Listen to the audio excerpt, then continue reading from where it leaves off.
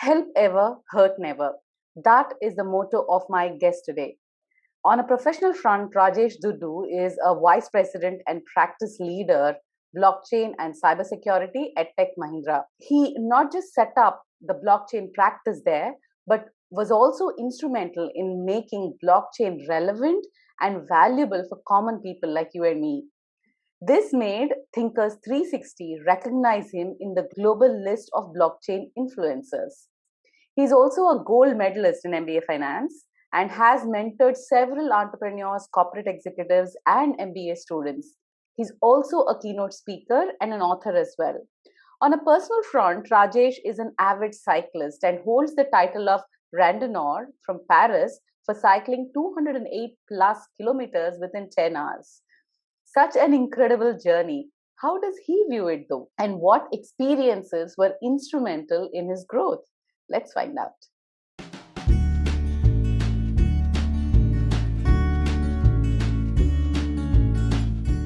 Hi, Rajesh. Thank you so much for giving me your time today. Thanks, Abu. Thanks for the opportunity to interact with you today. We all know what Rajesh is in terms of his career. People know that you're passionate about cryptocurrency and Bitcoin, and all of us also, friends, reach out to you when we have any queries on Bitcoin and cryptocurrency. But how do you define yourself as a person and as a leader? As a person, always inquisitive to learn about new things. For instance, if generally when somebody comes across some new thing, they would just look at it, but I would understand the background about it. Where did it come from? What was the origin? Are there any fun facts around it? Interesting facts around it? So that's how I've been wired right from my childhood days. I think that inquisitiveness has helped me to move into areas and move into disciplines that where I had no formal training. For instance, if you take blockchain, cryptocurrency, cybersecurity, fintech, payment processing, all that I did, even telecommunications, I didn't have any formal training. It's the inquisitiveness which helped me to move from one post to another, start with a learner and then become proficient and then subsequently get recognized for that proficiency. So inquisitiveness definitely defines me quite a bit. That's number one. And number two, as a leader, I've been fortunate to work with wonderful leaders, wonderful people throughout my career. For instance, when I first got into the corporate world, and then I was asked to develop a business model, a financial model in the power sector. I had no clue about how the financial modeling can be done. And these were days when Excel also did not exist. Today, you can make wonderful models on Excel, but these are the days when Excel also did not exist, and you had to use various different packages. And then when I confessed to my boss that, hey, I don't know how to do this, I have no formal training, and the person said, let's do it together. I thought the person will be wild, or the person will be disappointed, but the person was neither wild nor disappointed. The person said, let's do it together. And that was like a defining moment. And that's how the leaders are, right? In terms of leadership, according to me, is a responsibility and is an accountability. It's not a position. If you take the responsibility and accountability well, the leadership position comes automatically. When I say position, I'm talking about the respect, I'm talking about the recognition. But more important is the responsibility and the accountability aspects. And the other thing that I've always learned throughout my career from a leadership perspective is you facilitate teams, you don't give direction to the teams. Facilitating teams and giving direction to the teams is quite a different kind of thing. Most of the leadership concepts, unfortunately, in the corporate world come from the military area, where the leaders are supposed to give directions, leaders are supposed to give orders, whereas the leadership style that will be more conducive and acceptable to people in the current context with the current generation is where you play a facilitator role. Because if you try to speak to any younger person in your family or any kid in the family, you would get reactions like, don't tell me, I know it all, or I'm not a kid anymore, leave me alone. And that kind of a mindset gets built over a period of time, and it also comes when these guys enter the corporate world. So for that particular workforce and for that kind of millennials, you need to have a completely different kind of leadership, which is facilitating, leading from behind, not leading from front, and also send out a message that you're really concerned about their well-being, and then be responsible. These are the things that I have used over the years. Interesting that you said millennials, because that is the workforce that we are dealing with right now, right? So I want to go back to when you first started, Rajesh. You mentioned about your leader or your manager saying that, let's do this together. And you've been extremely honest with him saying, I don't know something. So how do we go forward with this? Is there any particular incident or event in your life that actually impacted the way you conduct yourself as a, say, a team member with your bosses, and also as a team leader with your direct reports? Way back in Tata Cellular, we used to have a concept called where you give an idea and then you drop it in the idea box. And the best idea of the month or the best idea of the week, or whatever it is, will get recognized. And then it will get attention from the CEO. So basically, I had given an idea. My idea was like, those days we were looking for cellular subscribers, the new set of cellular subscribers, because the cream of the society way back in 2000 already had cellular connection. So how do you break into a newer set of segment? And my idea was like, you should tie up with the mover companies, the people who do the removals. So these guys would ideally work for corporate executives or ideally work for good business executives. And then they would know who are the people who are coming into the town, right? People relocating from, let's say, Delhi, Bangalore, Chennai, Mumbai, or people relocating from outside. And remember, those days you didn't have number portability. So if you had to move from, let's say, Mumbai to Hyderabad, then you have to take a new connection. You couldn't have applied for a number portability, and then your Mumbai number would be treated as a roaming number in Hyderabad, and then which makes communication very expensive, or it's difficult for people to call those particular numbers because they have to pay long distance telephony charges.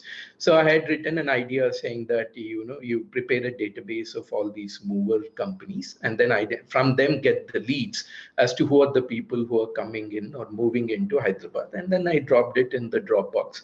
One day suddenly I got a call, and then I saw on the phone the call was from the CEO of the company. So this person, his name is Prabhat Pani. Uh, so Prabhat said, "Hey Rajesh, I've gone through this idea. I'm happy to inform that your idea has been selected as the best idea. Are you around in the office? Can you come and spend about 5 minutes? Let's discuss this out." So that is what was a defining moment, because he could have asked his secretary to call my boss and then tell my boss saying that, I want to speak to your person. Can you set it up? No, all those components were not there. I mean, he made it very simple in terms of cut the chase and reach out to the person directly. So what it told me is, one, at his level, he really valued those kind of ideas in terms of somebody who always looking for new things, number one. And number two, also cut the bureaucracy, cut the chase, and reach out to people directly. So and then it was also like instant gratification, right? I wouldn't have bothered, even I don't know what kind of gift they gave me because of because of that idea. But the way I was treated just because of that very simple, plain idea, that stayed with me forever. in terms of that was the defining moment. That was the experiences. It's basically the experience that people carry with them. And also, one day in my college, one of my professor had told me, "Do you know what is the best recognition of a leadership?" So each one of us were giving some answers, and obviously, our answers were not the one that he was looking for.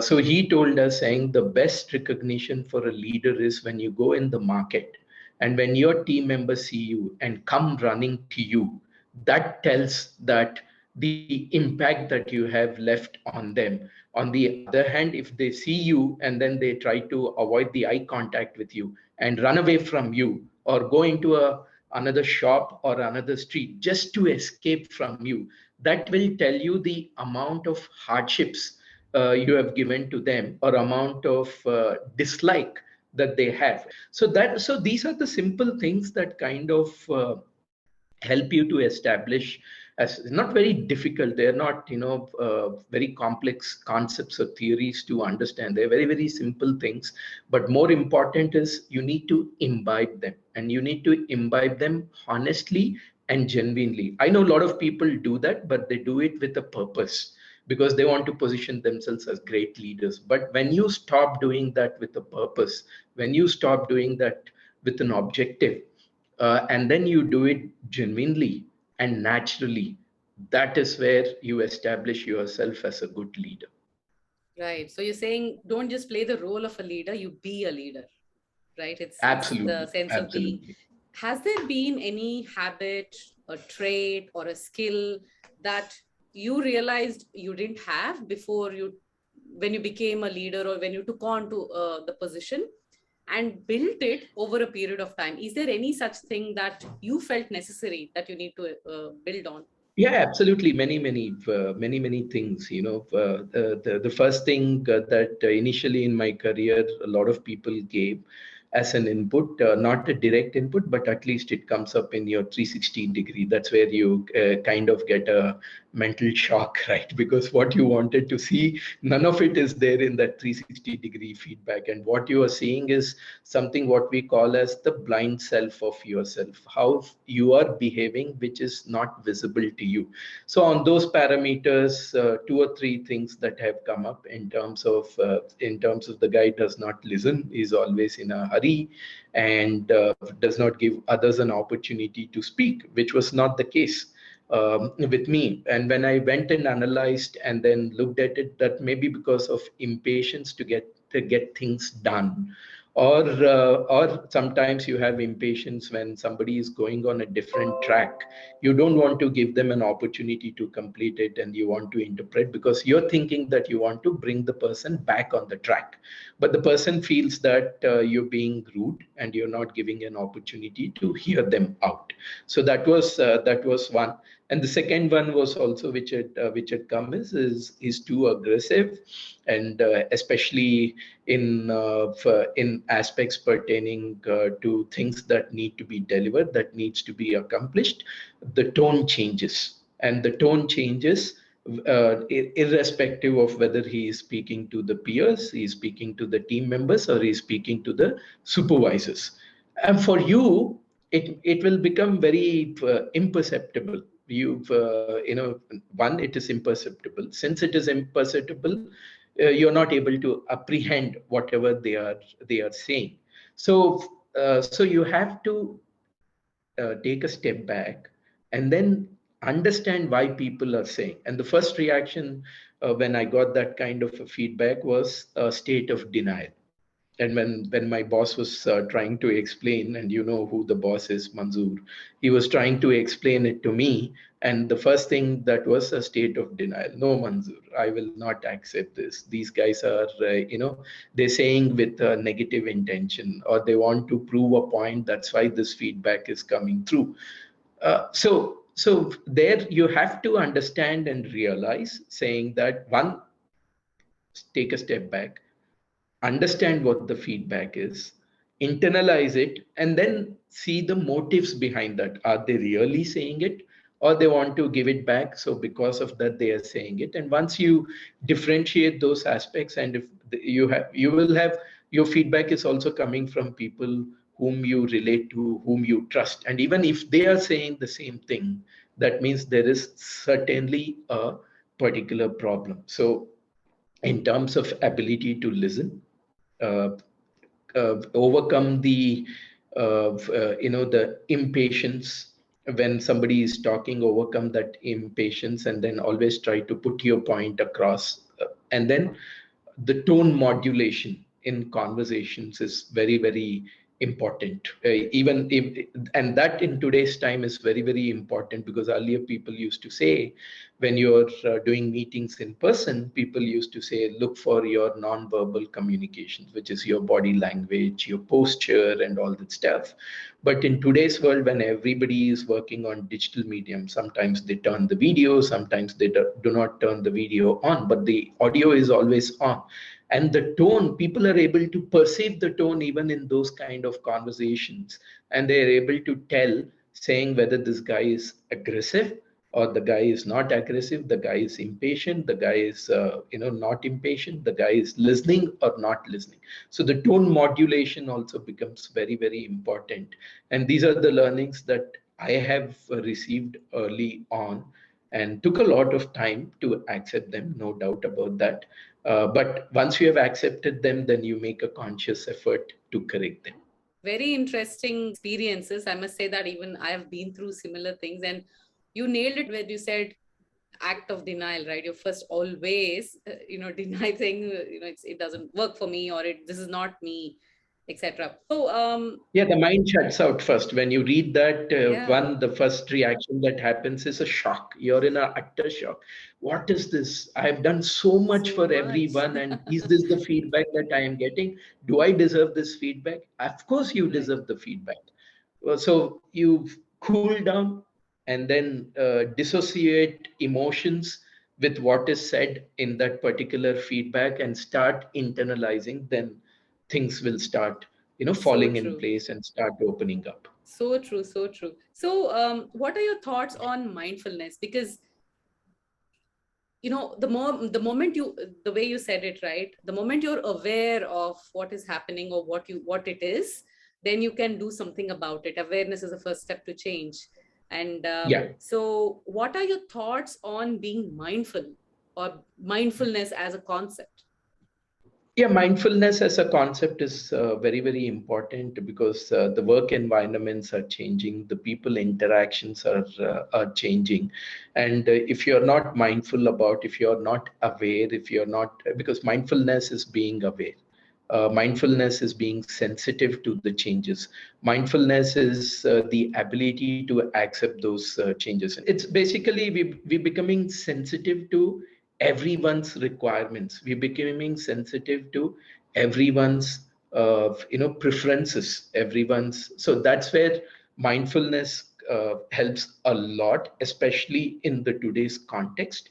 And if people are not used to, especially people who do not belong to this generation, the senior leaders who do not belong to this particular generation, they need to be very, very careful. Otherwise, we will keep hearing about actions. I've heard an action where a team member was pulled up for using preferences of that nature by the supervisor in front of others, and the company had no option but to fire the supervisor. The current generation, the millennials that we spoke about earlier, they are very much aware of this. And I know a couple of organizations who are putting in enough trainings in getting the inclusivity and diversity into their Yeah. culture, and a lot of organizations are working on that. So the future leaders are all in the universities today.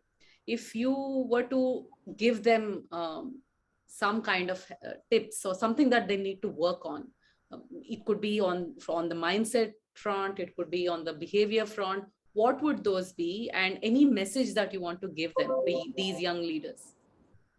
Yeah, absolutely. So one is in terms of there is never an end to learning. Learning is a continuous process, and especially in today's context, it is very important. All the digital transformation that we are seeing in the world today, and which the businesses are harnessing, whether it is cloud computing, whether it's artificial intelligence or quantum computing that will come in the future. These are the things will evolve over a period of time. You cannot take an approach saying that, hey, I've learned this in college or I've learned this in university. I am done as far as the learning is concerned. Now it is the time for me to translate those learnings into actions. No, that approach is not going to work. So learning is a continuous journey. And if you want to build on that particular learning, earlier, learning was limited because of access. We have this famous stories of Ekalavya, who wanted to learn archery. He did not have access to learn because he did not belong to the ruling dynasty or the ruler's class. So he was denied learning, but it was his intent which made him to learn quite a bit. In today's world, unfortunately, it is the intent which is lacking. Access is no more a challenge. And that people have to build on that particular intent as they go along, because access problems have all been sorted out. Today, you have many avenues if you want to learn about anything, but that learning is limited by lack of intent. So people have to work on their intents. So keep that intent to learn, or that itch to learn, live always, and also make learning as a continuous journey, whether it is learning about subject matter or whether it is learning about interpersonal skills, because both are equally important. You may be strong in subject matter, weak in interpersonal skills, it doesn't help. Vice versa, you're very good in interpersonal skills and not strong in subject matter, it's not going to help. So it's a good combination of subject matter plus interpersonal skills, where you need to be on a path of continuous learning and keep the fire of intent always burning. Great. Thank you so much, Rajesh. That was wonderful. I know you are doing wonderful in the area of cryptocurrency and Bitcoin, and your itch. I hope it continues and we get to hear and see much more from you. Thank you so much. Thank you. Pleasure is mine. That's it from us. In case if you have any questions for Rajesh or I, you may leave it in the comment section below or reach out to me in any of the social media platforms that I'm in. Thank you so very much for watching. I'll see you next week. Until then, stay home, stay safe.